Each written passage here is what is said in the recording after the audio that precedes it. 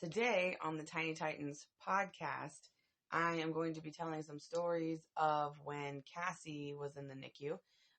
If you have not heard Cassie's story, go look it up. It is the first couple episodes of this podcast. Cassie was born at 32 weeks, and I think a day or two, I should look that up, but 32 weeks, she was qualified as a 32-weeker. She was 5 pounds, 6 ounces, and she was an emergency C-section. So let's get into it. Hi, friends. My husband thinks that's going to be my shtick. I'm not really looking for a shtick. I'm just thirsty. It's okay. Not a sponsor. Don't look. Welcome to the Tiny Titans podcast. My name is Kaity, and I am your host. I have had 3 preemie babies. My first is a 32-weeker Cassi. My second was a 22-weeker Carter. And my third was a 31-weeker. She was 30 weeks and 6 days. 31 weeks. Is Colby. And today I would like to tell a couple stories about when Cassie was in the NICU. She was my first kid, my first baby. Well, we'll get into the other numero uno is what I call number baby. I had a loss. It was actually called a pregnancy of unknown location in 2016 on my birthday. Sad. I hate that. It's just not the best thing to remember on your birthday is that the first kiddo that you had inside of you didn't make it. So, that's okay. We got through it. And Cassie came in October of 2017. So very not short after the first loss did I get pregnant with Cassidy. Today, I want to specifically tell a couple stories. The first is about the first time I saw Cassie because it was quite a little bit and I was a first time mom. There's a lot going on. The second is about when she moved to the step down unit, which if you're in the NICU or if you've been in the NICU, you might know that you usually go from the NICU to a step down unit or to the PICU and then go home. They usually it's a different kind of care. So we'll see if you're ready to do things at home. And sometimes they have you in step down units because they don't have enough room, but it's basically like an extended NICU PICU. And the third story is when she came home because that was a whole thing. So here we go. Story number 1. So I had the C-section. Cassie was born at 9:54, and then I went straight to recovery. And I was in recovery with my mom. She sat with me, and Doug went down with Cassie. And actually, he sort of... Look at this. There's technical difficulties right off the bat. Hold, please.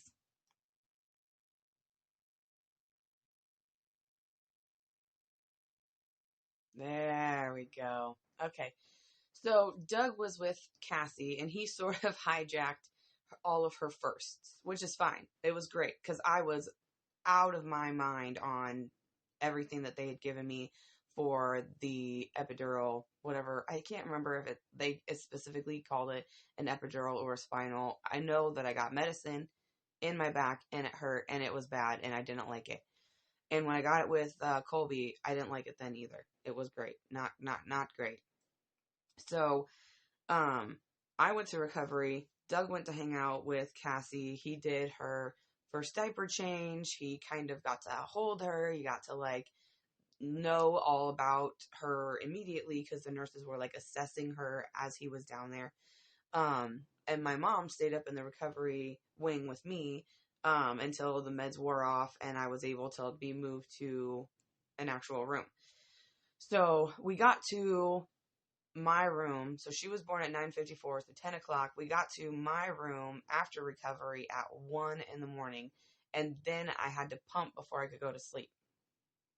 And really the only thing I wanted to do was go see Cassie and go to bed. But I had, there's so much things that had to happen because of the way that she was born, and the way that I was. I don't think we told this story in the other episodes, but when they came to me in recovery, the doctors told me that they checked me, everything that was inside of me, and they swabbed me, and then they checked the placenta, and they checked Cassie and took blood from her and checked a bunch of different things also, and we could not find a reason why she came early. They couldn't figure out why my water broke early. They couldn't figure out why they couldn't stop the labor, because she was smaller. They should have been able to kind of like keep her up in there, but my body kept progressing. So there was no reason. So we left, I left the hospital even after bringing her home, not knowing at all why that happened or how I could prevent it with future pregnancies. I had not even thought about that yet, but now thinking back, that's like the first big thing. Maybe you should ask, how come? Why did that happen? So I got to my room, I pumped, and I started trying to go to bed, and Doug took milk to the NICU. At this point, she had a CPAP machine on, and she had an NG tube, and she was in the warmer, and she had the Billy lights on. So, in the isolate. So she had a lot of support at the beginning, kind of there. She quickly moved off of CPAP and went to a nasal cannula and lowered her pressures and everything. And that sort of happened really quickly, thinking back on it, now that she was only in the NICU for 21 days, it was very much, like something happened every day, which I'm going to get into also with some of these other stories, because that was a big deal for me, because as soon as I got used to one thing, everything would switch. So, in my mind, I was sort of preparing to go see Cassie. What really happened was I pumped. I slept for about 2 hours. I got up, tried to go to the bathroom, and pumped again. And then I was having like a lot of pain. So then we had to switch from the surgery pain. Like I was in the middle of wearing off completely of the surgical medication and onto the oral medication, well, IV medication. I had an IV at that time that they were giving me. So it was kind of like my body was kind of switching, and I was in a lot of pain at that time as well. I had no idea what to expect. Honestly, I had not done very much research about a C-section, because I was actually a C-section baby. My mom had a C-section with me, and so I kind of had heard about it my whole life. Oh, they cut you open, but I didn't really know what that meant. Like, there's like hearing what that is. It's the same thing about like, I have a baby in the NICU. That's a very short, simple sentence, but that is a very complicated sentence at the same thing. There's a lot of things that could be happening at any given moment. And a C-section is the same. It sounds C-section, but C-section from woman to woman is very different. In my case, I wasn't sure what to expect, and a lot of women have this experience where I very much felt like I had been cut in half, and I had to hold myself together because my muscles were non-existent anymore. So at this hospital we were at, my recovery room, the room that I was staying in, I think I stayed in recovery for like 5 days because I was having trouble going to the bathroom, and I was having trouble with some bleeding and things like that they were keeping an eye on. So I stayed inpatient for about 5 days before I moved down to the NICU floor with Cassidy.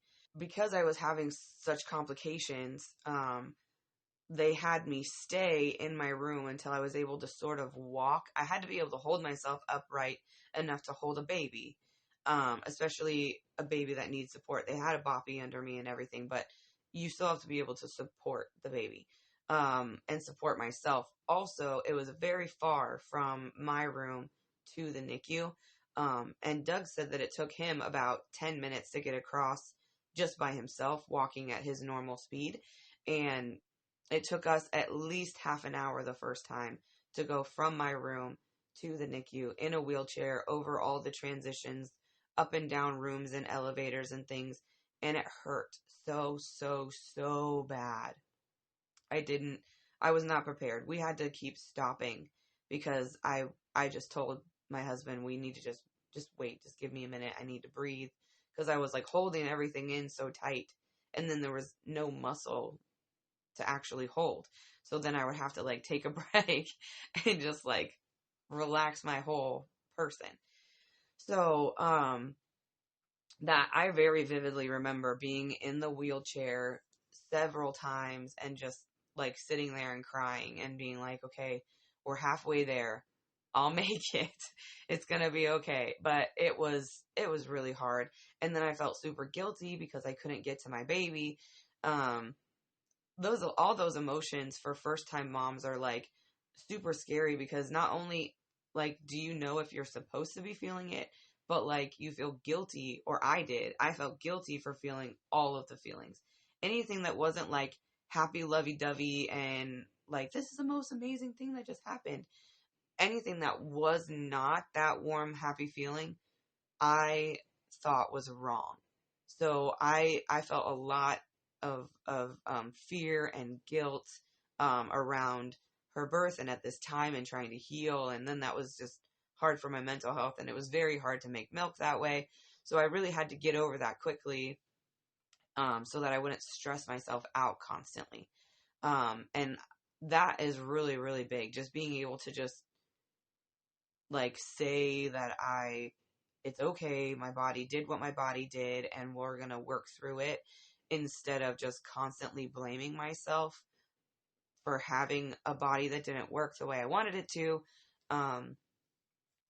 So it was a lot of emotions meeting her the first time, and physically I was hurting really, really bad.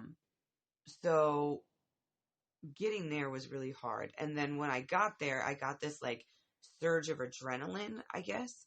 And as soon as you kind of get into that space, they start telling you all of the rules for the NICU. And if you've been in the NICU, or if you visited anyone in the NICU, there are a ton of rules, but it is so, so, so important for you to follow those rules. Now, I had heard these rules before because we had my niece was born at 32 weeks the year prior. And so I had been up to see her and heard about the NICU. She was actually born in the same hospital also. So like I had been to that hospital. But when I had seen my niece, she had been wheeled to, she wasn't in the NICU when I got there. She had already been to her own room, which was great that she didn't need all the help and stuff. But I had never been in the NICU with her before. So this was a new floor for me, new space. And they give you all the rules right down from the top for how to wash your hands, where all the sanitizers are, how to sanitize your phone, why you should sanitize your phone, and like wearing clothes, like do you want to take your jacket off because you've been outside? All of those things we talked about going into the NICU. And about like checking in at the NICU, you had to like sign in and sign out, and they had to see my bracelet to make sure I was her mom, which after so long you get used to it and you understand it. But the first time that I was meeting her, first of all, I had all these emotions and I was in pain, and I'm trying to hear what I'm supposed to do so that I don't want to get her sick right off the bat. And I didn't know what I had, like literally a couple of days before I had been at a baby shower with everyone I knew. So, so crazy. Also I had to wait a long time to see her. So the adrenaline rush that hit me was very much like, finally I get to do the thing I've been wanting to do. Because I mean, it's just, at one point I felt so tortured that she was still in the same building as I was, and I couldn't get to her because my body wouldn't figure out how to like walk and poop. Like, and I was very mad because again, my body, there was a lot of anger and a lot of everything, all of the negative emotions. I was hurling at myself because my body didn't stay pregnant long enough. I had to have an emergency C-section. I couldn't do the vaginal birth that I had planned for because I had done a lot of exercises and breathing and like research about it. And I couldn't do any of that stuff. So I had to very quickly change everything. And I don't do super well with change. So, enter all of the emotions into that environment and then not being able to see your baby. And I was getting pictures from Doug. He was going down there and doing all the things, and he would come back and say, I changed your diaper. And I was very excited for him, but I would also just cry because I was like, yay. So, it was a lot of blaming myself. And so when I got to see her finally, I kind of was all the adrenaline like knocked all of that off, and it felt really good except for like the pain I felt in my body. So, I was trying really hard to listen to all of these things, but also Doug was right there sort of like doing it for me because he could tell that it was like a lot and I wasn't quite sure what to do. Plus he had already been in the NICU and done things with her like 5 times. So he already knew what I was supposed to do, what he was supposed to do. And he kind of just filled in. And then when we got to see Cassie, I lost it. I just started crying. And Doug just started telling me everything about her. I just sat right next to her crib. And the nurse was trying to get her ready for me to hold her. And Doug sort of knew that I needed like a, how is she doing today kind of thing. So we went through that, and the nurse told me who she was, and we did all of the procedural type stuff, while I was sitting there, like, looking at her, like, okay, she's under the Billy lights for this. The bilirubin lights are the blue lights, because her liver wasn't quite working the way it was supposed to, needed kind of a kickstart, and that helps with, jaundice. If you've seen babies be yellow, that helps move all of that through their body. The UV light does.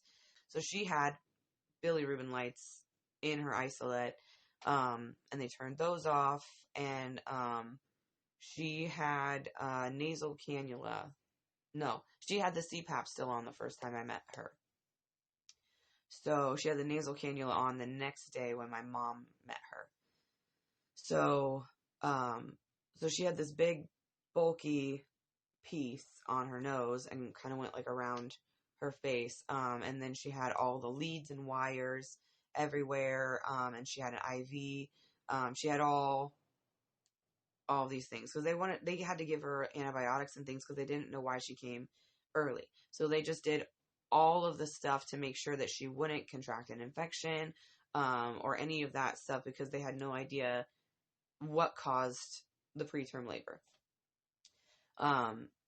So, I mean, in my memory, I just remember seeing her in the isolate, and then it was, like, very, surreal. Like, it was, like, she was a real person, but also she was so small and so frail and so, like, hooked to all of these wires. There were leads everywhere, and cables, and I know what they are now, but, like, at that time, I was like, okay, this does this, okay, that does this, okay, that.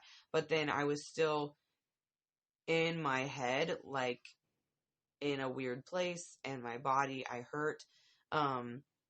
So it was very strange. Like, all of this is very strange to even try and discuss because I feel like I'm trying to, like, explain it away. I'm not. I'm really trying to explain, like, where I was. And I feel like I'm trying to explain that because I wanted to know this. This is what I wanted to know. Whenever I met Cassie for the first time, I went back to my room and Googled everything.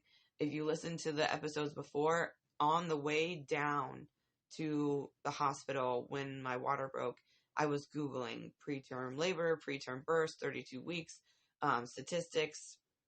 And so I was trying to figure out as much as I could possibly know. And the reason why was because I wanted to hear someone else's story. I wanted someone else's experience, point of view, you know what I mean? Of, this is the first time I met my baby and I felt like this. And it was very, I kind of felt like I was out of myself a little bit and watching it happen, kind of. Does that make sense? It was such like a big moment for me, the first time you meet your first child.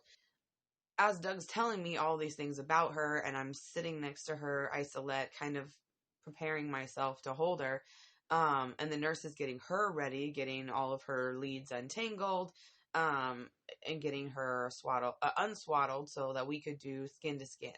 So the first time, which that was awesome, the first time I was able to hold her, I could do skin to skin immediately. The skin to skin part was awesome. I was really overwhelmed with the hour long, because one of the things is they don't want to move babies it's very overwhelming for babies to be moved that far, very jostling. They're supposed to be in this tight little ball all the time, and it's just very jarring for preemies. And so they really want, if you're going to move them, for them to stay in one place for at least an hour and then transition back, so that there's not so much overwhelm for their body, because their body's already trying to do so much. So I was overwhelmed with that, because I thought, oof, I don't know if I'm going to be able to hold her for that long, because I hurt, and because I didn't know how she was going to be. I've held babies my whole life. That was not the thing. She was just very small, and it's very weird. And there's something to it about it being your kid, because I had just assumed, and I've talked to a lot of NICU nurses about this. I have said this sentence multiple times. Oh, you're around NICU babies all the time, so you know. And they say, no, I have never had a baby, my baby, in the NICU. I take care of babies in the NICU as my job. That is where I want to be to make my career, but I have never been in your position. My child has never been in the isolette. And I didn't really understand that. I thought, you're in the environment all the time, so you must know. But as much as they can know without experiencing it, a lot of moms tell me this, tell me this, tell me this. But those were the things I was trying to look for, was what other moms do this. I was asking nurses, oh, you must know how this feels, when they did not really. They had a totally different experience with it, because it was not their child. So, and that everyone experiences the NICU differently, because of their circumstance, because of their child, or if they are working in the NICU, their experience is different because of their training and their background, why they became a NICU nurse or a doctor or a therapist. And I think I didn't really understand that until I was in the NICU with Cassi.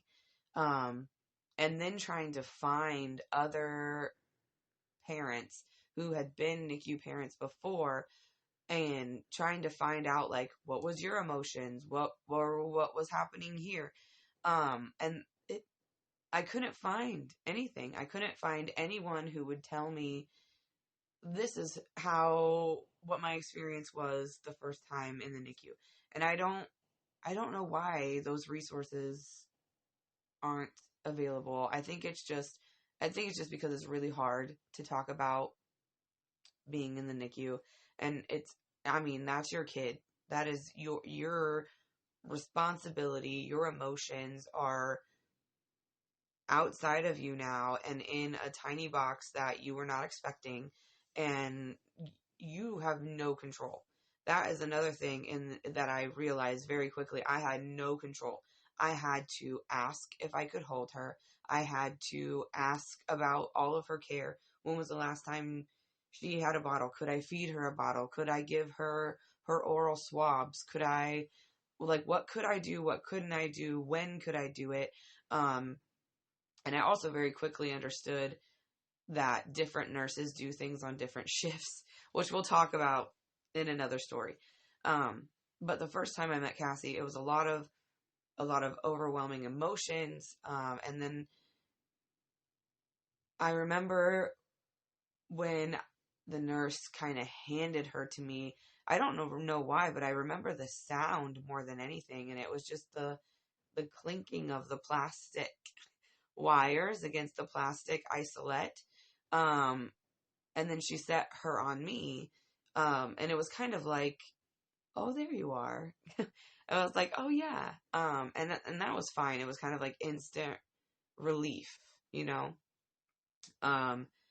And she had a little bit of alarms that went off whenever I started to hold her, until she got really comfortable, until we got her like in a place where she was situated really well. But because they kind of gave her to me this way, I didn't have to hold myself.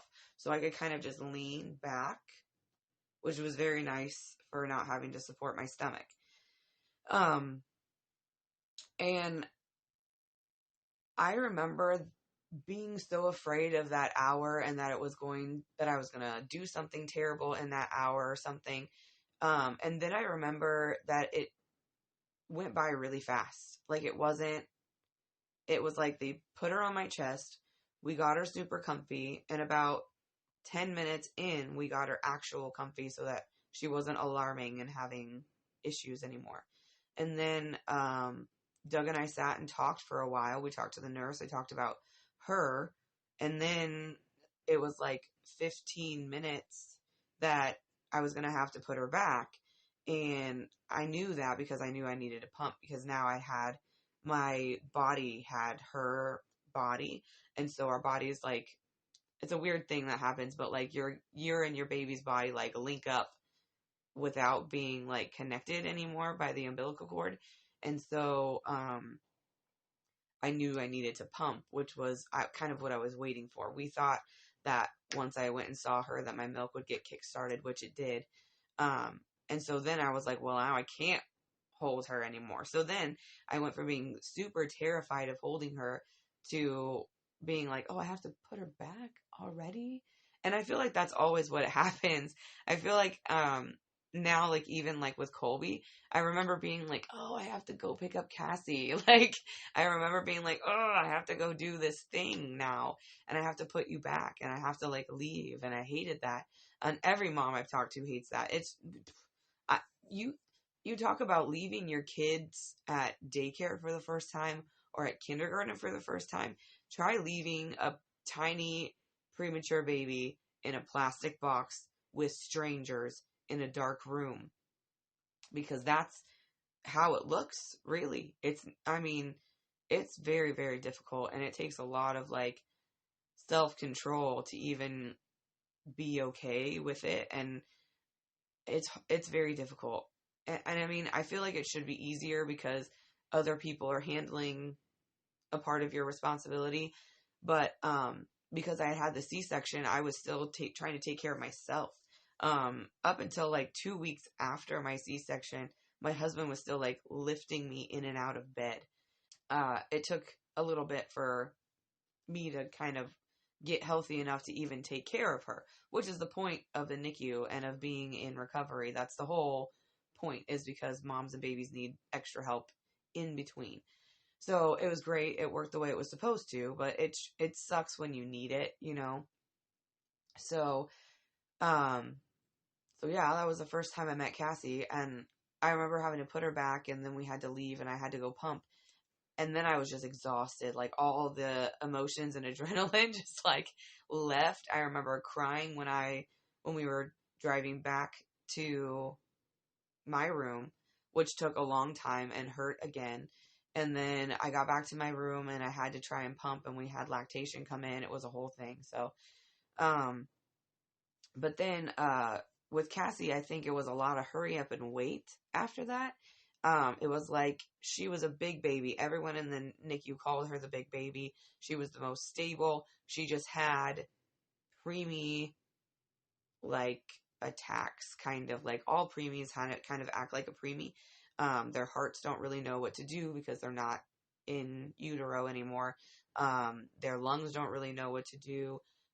Everything sort of is like short circuited. So every once in a while, Cassie would have sort of like a stop in one way or another. So we kind of slowly got better. So some days it was like, oh, she's getting better, and so we're going to turn down her pressure. We're going to turn down this. And then she would sort of have like 2 days where she was getting comfortable with the new adjustments that we had made before she would be stable again, and then they would mess with her adjustments again, which is the only way to wean. I understand that. But the first time I saw it done, I was much more, I think I was very protective of her. And I remember talking to Doug a lot about like, they messed her up. She just got stable. She just stopped alarming, and they keep turning her down. And I was very angry. I was very angry in this time, but, she made advancements like every couple of days. So she was getting better and better and better. And it was very much a hurry up and wait situation with her moving to the step down unit, because we had heard that that was the next step. That's where she's going to next. And she just kept having like one little thing, like, we're going to keep her because of this or because of this. And it was always something small. And so I sort of just dismissed it.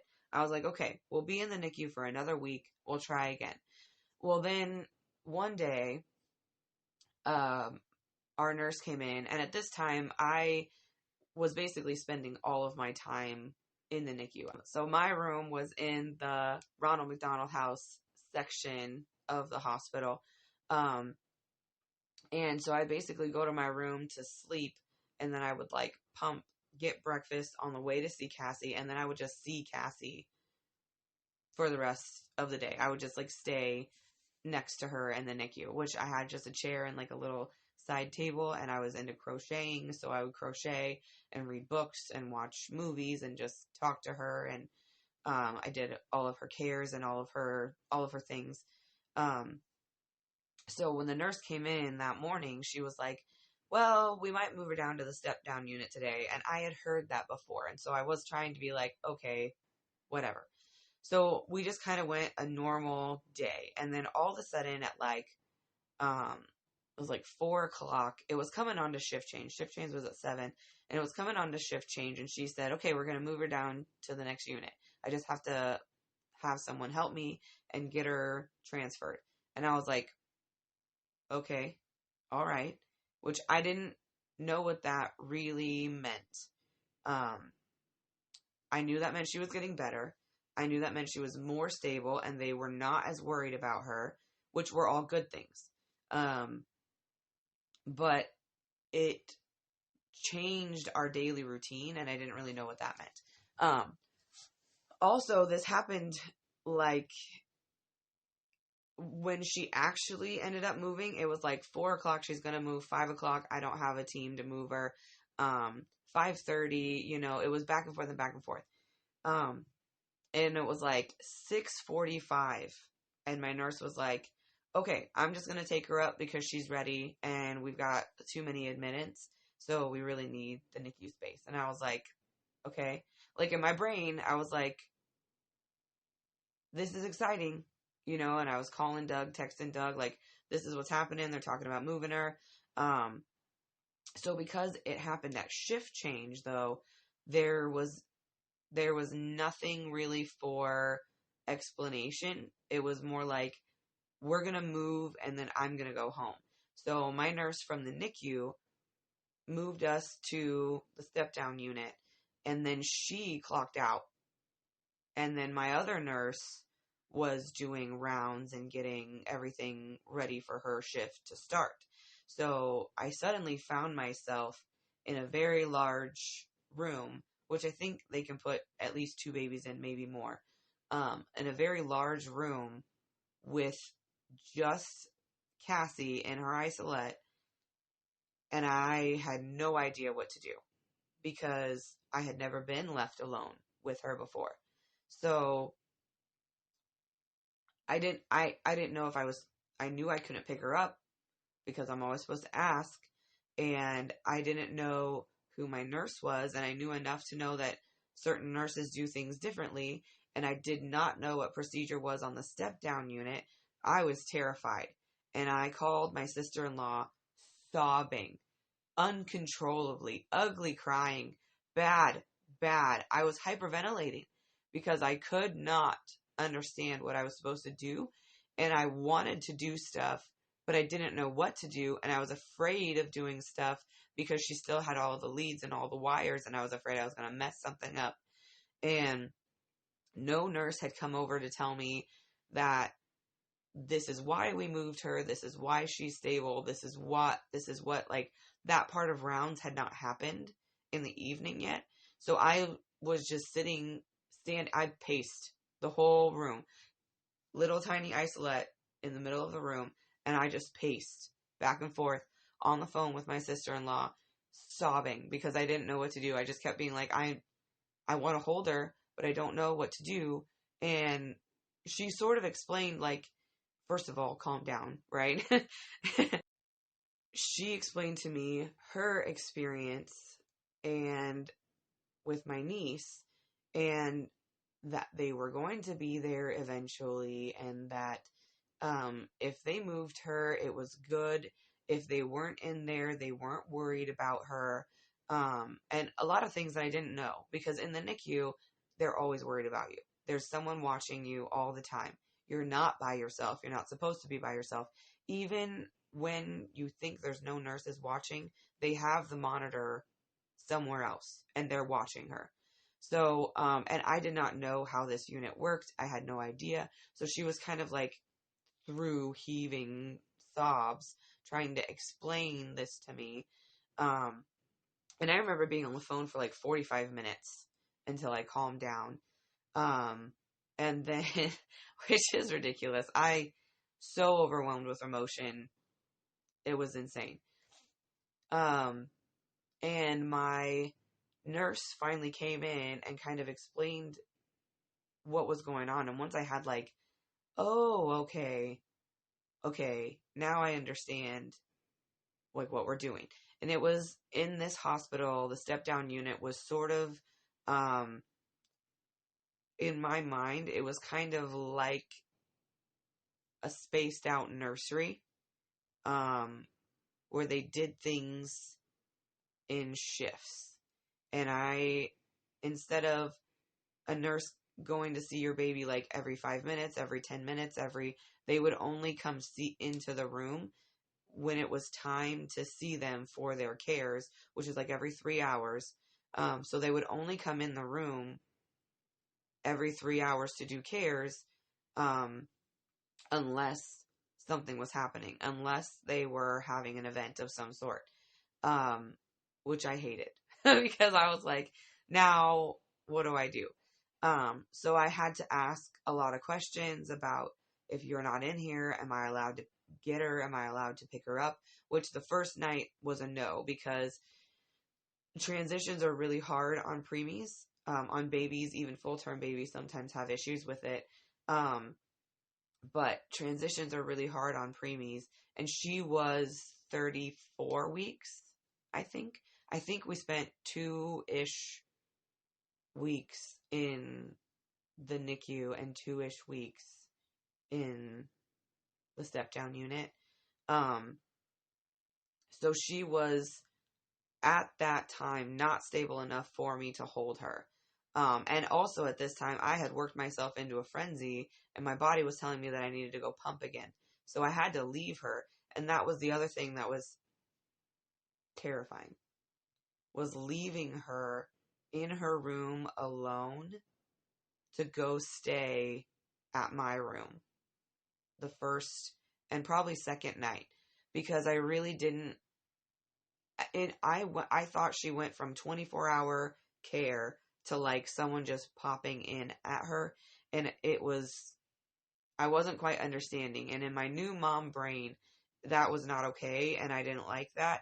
But I was still post C-section. So I couldn't stay in her room 24/7. Like, I was not healthy enough to do that. So that was another big adjustment, I think, was getting used to the step-down unit.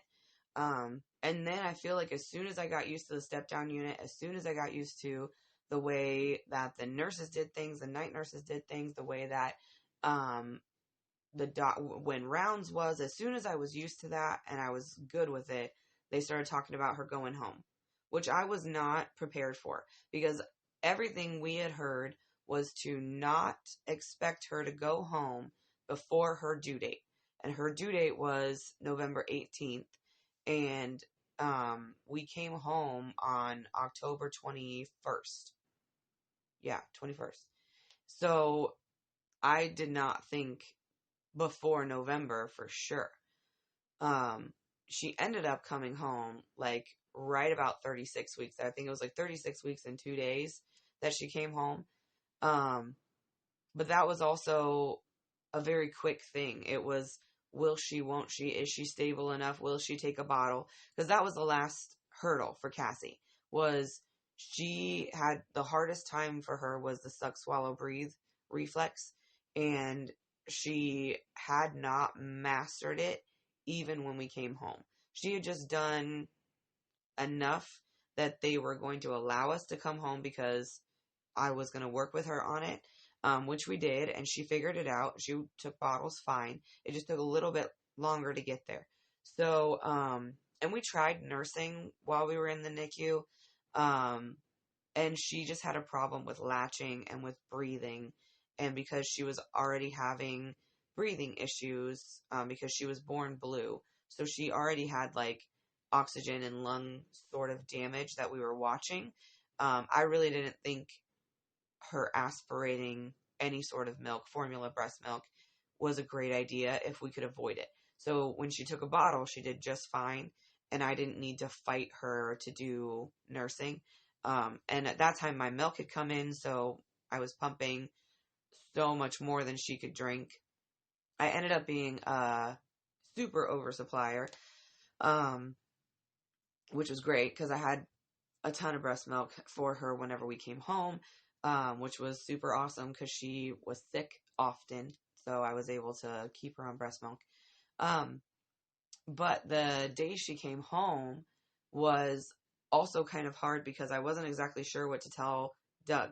I was like, I need you to come pick us up, I think, unless she has another Brady event, in which case we won't leave for another 3 days, which that's just what happens with preemie babies. But all the will she, won't she was so nerve-wracking. It was, okay, we might do the thing. And then I kind of felt like the boy who cried wolf, like at the end of the NICU stay, because I kept telling people, we might come home on Friday, we might come home on, but then she would have an event and we had to restart her clock.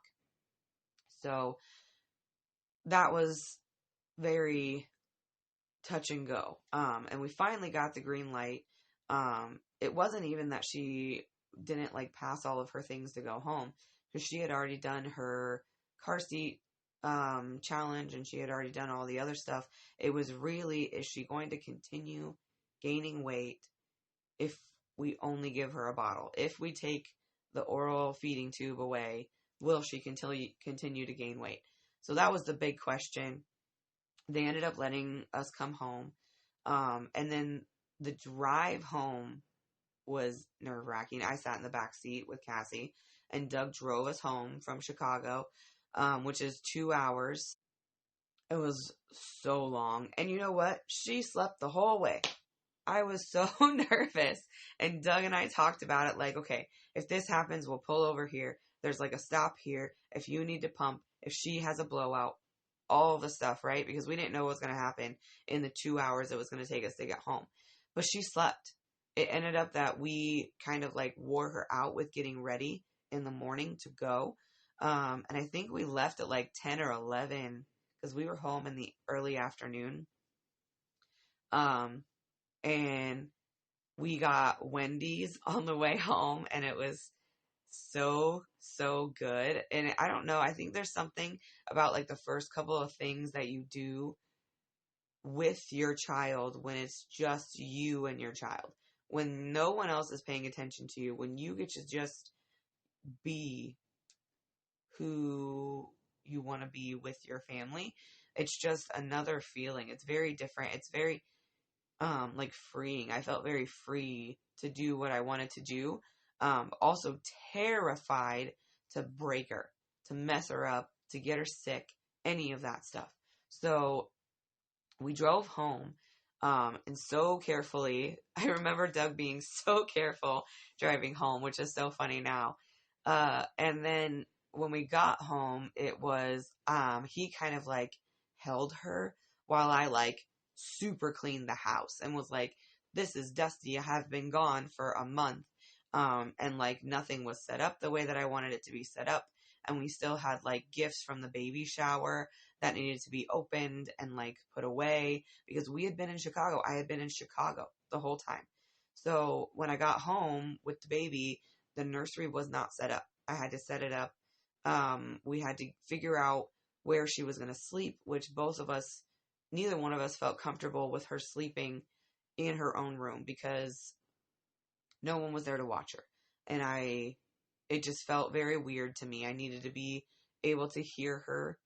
So we tried to have her sleep upstairs in the pack and play bassinet, which was perfect size, and she would have slept fine. The problem was that he and I couldn't stop watching her. Me, mostly. He was tired. He was like, we're going to bed. The baby's fine. She wasn't making a ton of noise. She was exhausted just from doing the transition. Again, preemie's in transition. She was still before her due date. So she still had like a lot of preemie things that were going on with her physical system. So like she was tired. It was me. I was nervous and I didn't know what to do. I wanted to keep her on her schedule. I didn't want her to miss a bottle because I didn't want her to lose weight because they had said failure to thrive, which I hate that phrase. Every time I've had a NICU baby, I always think they're going to get labeled failure to thrive at some point and we're going to have to be readmitted or something. And that has not happened in our case. And I'm so thankful, but I was so terrified of her losing weight, losing too much weight, being readmitted, her getting sick. So I just like watched her do everything, watched her do all the things. And I remember like exactly like what our bedroom looked like, how her pack and play was set up, how her bassinet was set up, how she was swaddled. I remember all of that because I thought it through the whole way home. Like, okay, I know nothing is set up. What are we going to set up? And we talked about it. Like, where do we want to do this? Let's try this. Let's try this. So, it was a lot of trial and error. And the first night, I think she slept in our room. We tried to do for like 5 nights, like a week maybe, because I had convinced myself that when we got home, I would figure out how to breastfeed because I thought it was me. It was not me. It was not her. She was preemie and she had premature muscles and she was unable to latch. Also, I had a very quick letdown with her. And so I would basically drown her because she was not ready to swallow. And my letdown was already happening. So it was not working for either one of us. It was way faster for me just to pump and then give her a bottle. It was way faster for her to learn how to take a bottle. And so we didn't do that for very long, but the first night was a trip. It was crazy. It was hearing phantom alarms in the middle of the night and hearing other babies cry, thinking that someone else's baby, because that's where I had lived for a long time. So it was very weird trying to sleep, and then it was very weird trying to be a parent to a new baby, a new parent to a preemie baby. And you know, preemie babies, they just come home and they sleep. Newborn babies, they just come home and sleep. But when you're a new parent, especially with a preemie baby, and they had done this list of things every 3 hours. Every 3 hours when she was in the NICU, they take her temperature, they wipe her down. It's not just diaper bottle. At home, it's diaper bottle. But I had all of these things in my brain that they did every time for her cares that I had been used to doing. And so I sort of wanted to do that because I kind of wanted to know the difference that she was in the NICU and at home. I'm crazy like that. So I was trying to like do too much also. It's a character flaw. You'll find out if you keep listening. I always try to do too much, and when I settle down, it works out better. But I never think about that in the moment. Oh well. But if you're in the NICU right now and you're having these thoughts, these emotions, or anything similar, you can email me, the Tiny Titans podcast at gmail.com. You can comment on this video. If you have questions about what I went through, if you want to talk about it, if anything, and let me know if you have questions, if you have other things you want me to talk about in the NICU, and I will see about putting an episode together with those kinds of stories. I would love to do that type of content for you if there's something in particular that you would like to talk about. Thank you for listening to today's Tiny Titans episode, and I'm so happy that I get to share these stories with you. Okay, until next time. That's not creepy. If you've noticed, I did a thing with the drapes and the lights and the lighting and the setup. If you like this, let me know. I thought about kind of a darker look, kind of mimics the NICU a little bit. So if you're watching this video in the NICU, it's not super bright. If you hate this, let me know. If you like this, let me know. We'll change it up. I'm not married to this. I kind of like it, but whatever.